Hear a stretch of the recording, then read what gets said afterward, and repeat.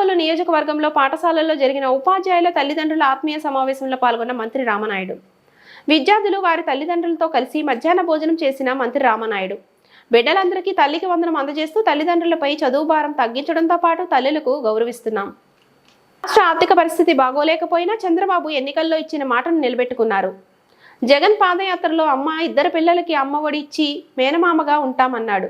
జగన్ సతీమణి భారతిరెడ్డి ఎన్నికల ప్రచారంలో అమ్మఒడి కింద కుటుంబంలో ఇద్దరు పిల్లలకు 30,000 ఇస్తామని హామీ ఇచ్చారు. జగన్ అధికారంలోకి వచ్చాక మాట తప్పి ఒక్కరికి మాత్రమే 13,000 అమలు చేశారు.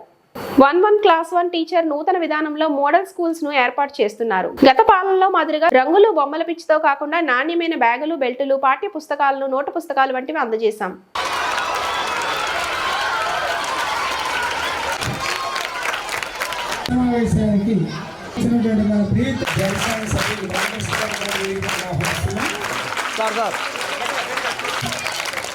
ఈరోజు చాలా సంతోషం.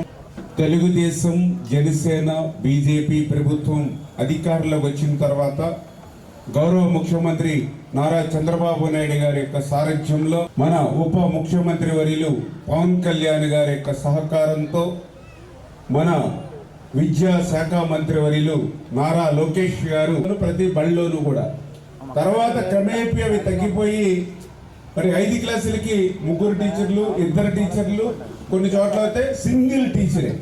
అంటే సింగిల్ టీచరే 1వ తరగతి వాడికి చెప్పాలి, 2వ తరగతి వాడికి ఆవిడే చెప్పాలి, 3, 4, 5 అందరినీ ఒకచోటే కూర్చోబెట్టుకుని 5 క్లాసులకు చెప్పాలి. దాంతో ఎడ్యుకేషన్ పడిపోతుంది. అందుకే ఈవేళ నారా లోకేష్ గారు ఆలోచన చేసి ఈవేళ 1 క్లాస్ 1 టీచర్ అంటే 5 క్లాసులు అంటే 5 టీచర్లు ఉండేటువంటి విధంగా కనీసం ప్రతి గ్రామంలోనూ ఆ రకంగా ఒక్క మోడల్ స్కూల్ అయినా ఉంటే ఆ పిల్లలు అందరూ కూడా విద్యా వ్యవస్థ బాగుంటుంది అనేటువంటి ఆలోచనతో ఇటువంటి విప్లవాత్మకమైనటువంటి మార్పులన్నీ కూడా